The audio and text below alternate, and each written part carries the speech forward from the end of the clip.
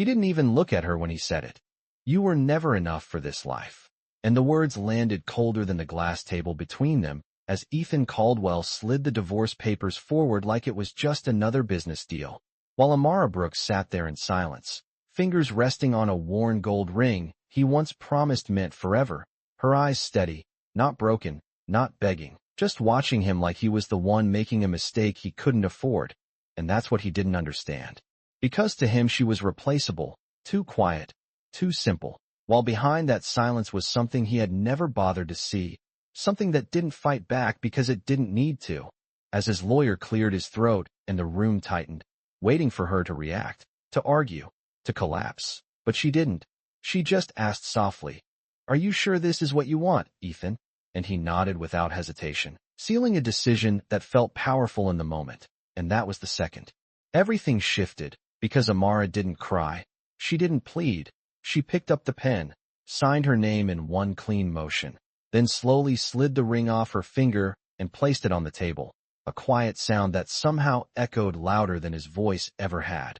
And as she stood up and walked away without looking back, one question hung in the air he couldn't answer yet. What exactly had he just lost? The silence she left behind did not feel peaceful.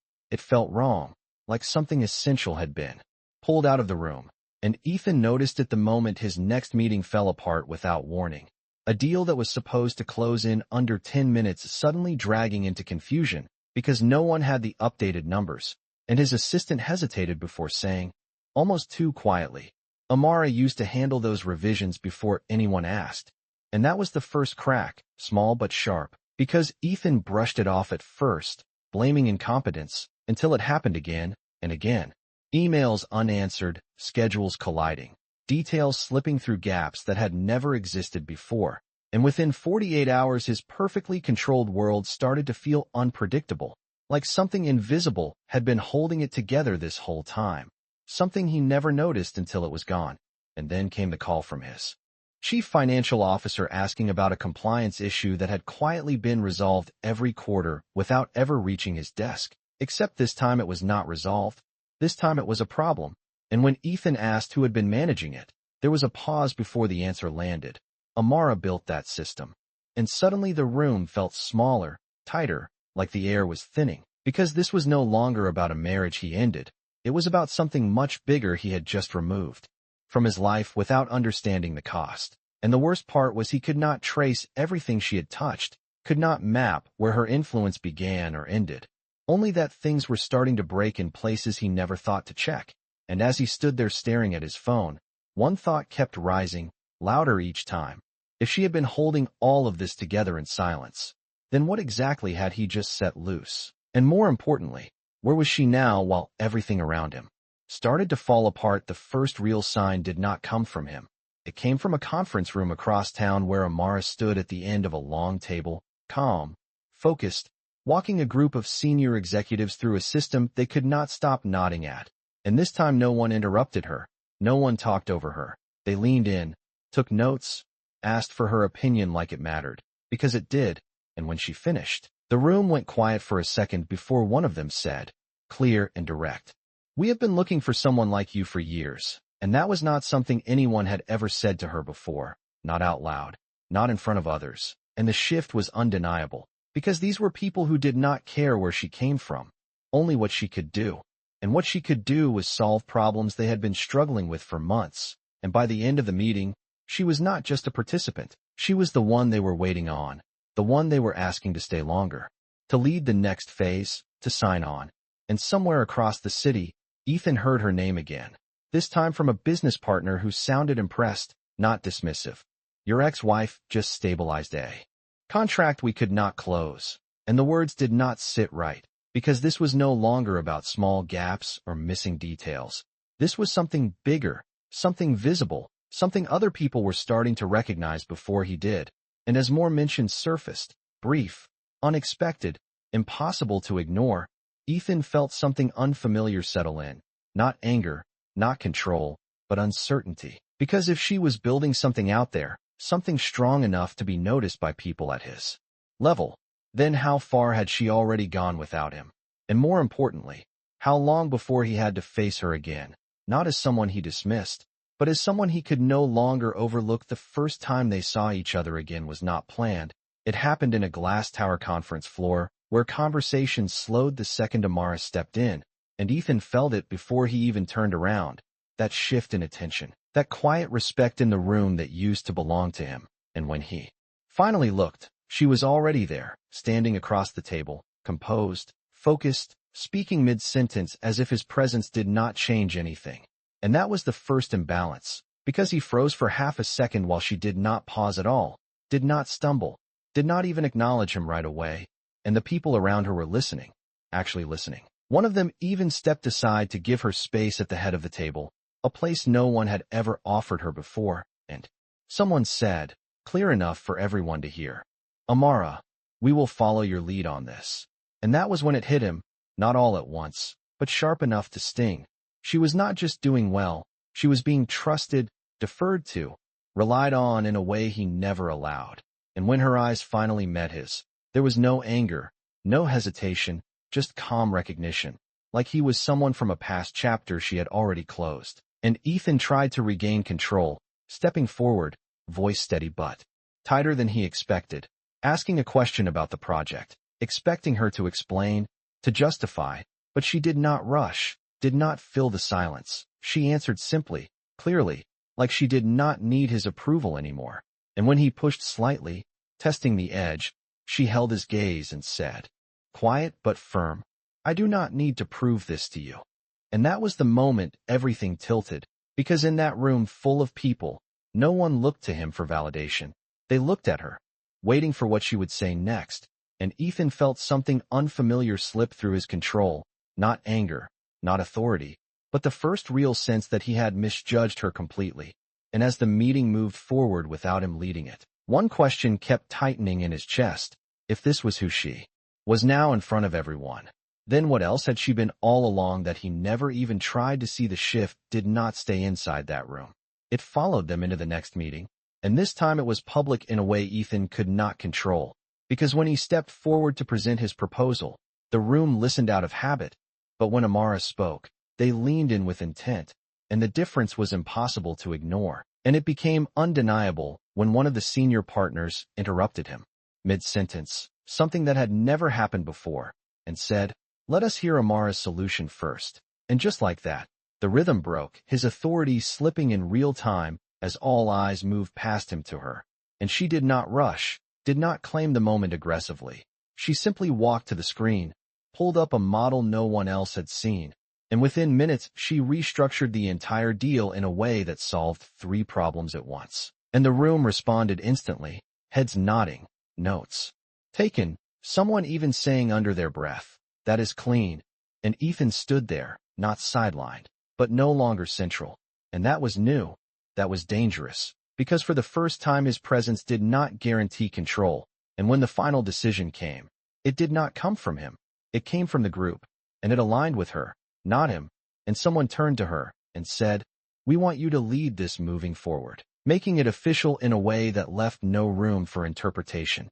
And Ethan felt it then, not just emotionally, but structurally, the shift in influence, the loss of default authority he had always relied on.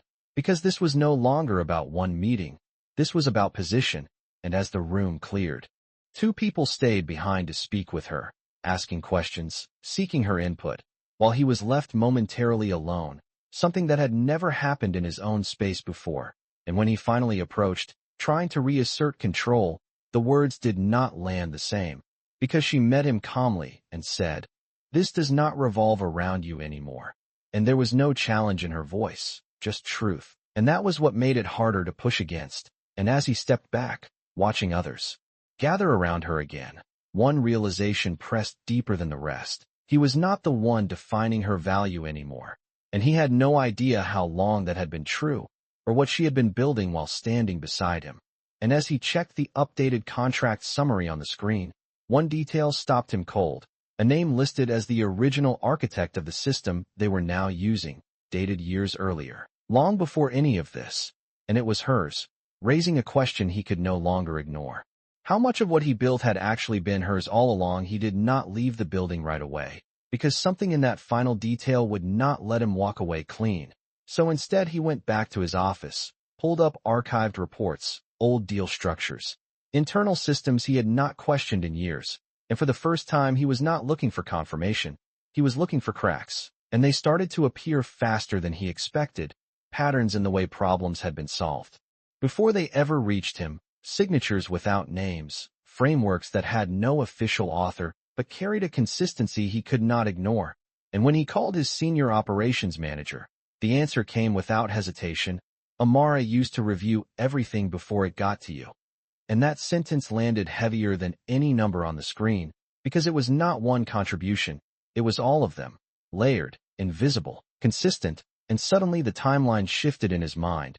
Deals he thought he had stabilized, risks he believed he had anticipated, crises that never escalated. They were not coincidences, they were her.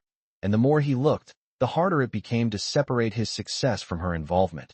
And then came the file he almost missed, an early expansion strategy, one that had defined his rise. And buried in the internal notes was a draft version with her formatting, her structure, her logic, created weeks before the version he had presented publicly. And Ethan leaned back, the confidence he carried for years starting to fracture into something unfamiliar. Because this was no longer about underestimating her. This was about misunderstanding the foundation he had built his entire reputation on. And when he reached out to a former board advisor for clarity, the response was direct, almost surprised. You did not know she was the one holding that operation together? And there it was again, external, undeniable, not opinion but recognition. And for the first time Ethan did not have a defense, only silence, because the truth was no longer subtle. It was structural. She had not supported his success, she had shaped it. And losing her was not just emotional, it was operational, strategic, fundamental. And as he sat there staring at the screen, one realization pressed harder than the rest. He had not removed something small from his life. He had removed the system that made everything else work.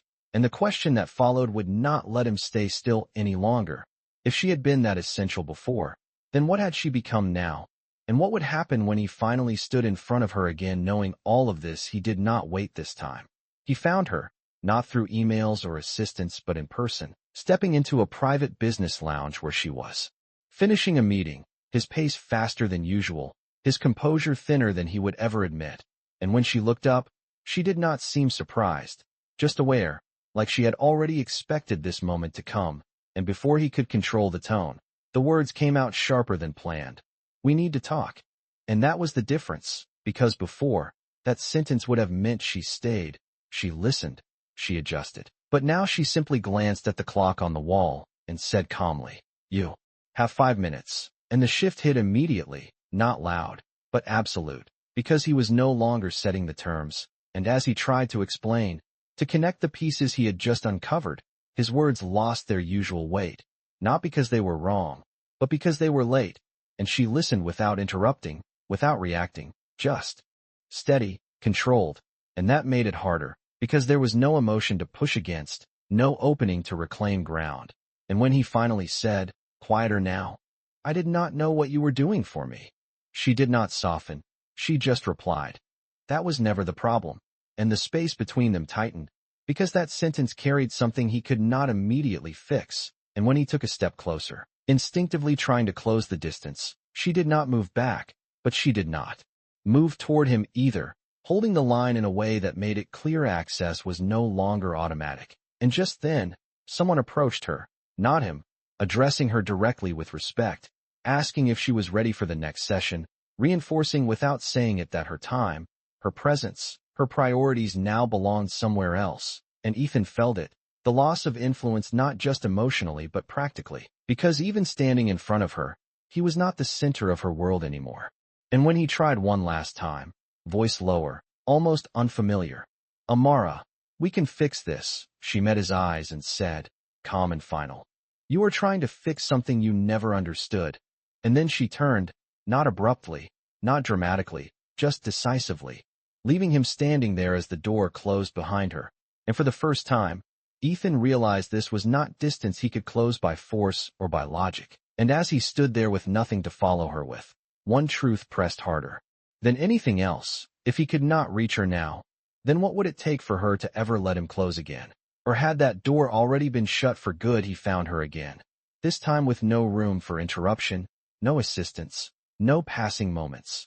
Just the two of them standing in a quiet hallway after her final session ended. And there was something different in the way he stood, no longer controlled, no longer certain, just direct, almost exposed, as he said her name without authority for the first time, Amara, and she stopped, not because she had to, but because she chose to, turning to face him fully, giving him the space to speak, and that alone made the moment heavier, because she was no longer reacting, she was allowing, and he felt it. The shift, the loss of control, the weight of everything he had finally understood pressing into his voice as he said, slower now. I was wrong about you, about everything. And the words stayed there, real, unpolished, not enough but honest, and for a second it felt like something might move, like maybe there was still something left to reach, but Amara did not step closer, did not soften. She just held his gaze and answered in a way that left no space to misunderstand. You were not wrong about me, Ethan, you just never cared enough to see me. And that landed deeper than anything else, because it stripped away excuse, stripped away misunderstanding, leaving only truth. And when he tried again, voice tightening, then let me fix it now. She shook her head gently, not angry, not hurt, just certain, and said, you cannot fix something you already decided to throw away. And the finality in that sentence did not rise, did not break. It settled, quiet and absolute, and that was when it fully hit him, not in pieces, not in doubt, but completely, that this was not distance. This was an ending he had already chosen, and she had simply accepted it. And as he stood there searching for anything left to hold on to, she gave him one last truth, clear and steady. I am not the woman you left anymore, and you are not the man I would choose now. And there was no anger in it, only clarity, only closure. And in that moment the power between them fully reversed, because he was the one trying to reach back into something that no longer existed, and she was the one standing in something new he could not enter. And as she turned to leave, not rushing, not hesitating, just moving forward, the silence that followed was not empty. It was final, and the only thing left hanging between them was a quiet, irreversible question, not about whether she would come back, but whether he could ever accept that she never would. The next morning did not feel dramatic. It felt quiet, steady, like something had finally settled into place, and across the city Amara stood in front of a new office space filled with natural light, reviewing plans with a small team that spoke to her with ease, not hesitation, because by now her position was not something she had to prove. It was something people already trusted, and when decisions were made, they looked to her without question, not because she demanded it, but because she had earned it long before anyone realized. And there was no rush in her anymore, no need to fight for space or recognition, just clarity in every step she took, while her world moved forward without reference to anything she had left behind. And somewhere else Ethan sat alone in a room that used to feel like control, now filled with a kind of silence he could not fix, not broken, not chaotic, just different, because now he could see it all clearly. The meetings she stabilized, the system she built, the life she held together without asking for credit. And the moment he pushed it away without understanding what it was, and there was no anger left in him, no argument, just a quiet realization that settled deeper the more he let it sit, that he had not lost something ordinary, he had lost something rare, something that had been there the entire time without needing to be seen, and now it was gone in a way that could not be reversed. And as he looked out over the same city that once felt like his, he understood that it had never really been about ownership or control. It had been about presence, about what someone brings into your life when you are not paying attention, and how easily it disappears when you think it will always stay. And there was nothing left to chase, nothing left to repair, only the distance between where he stood and where she had already moved on to. And later that evening, as Amara stepped out into the fading light, pausing for a brief moment before continuing forward without looking back, the space between them no longer felt like something waiting to be closed. It felt complete, because he finally understood, too late and without exception, that she did not need to be seen by him anymore. And she never would again.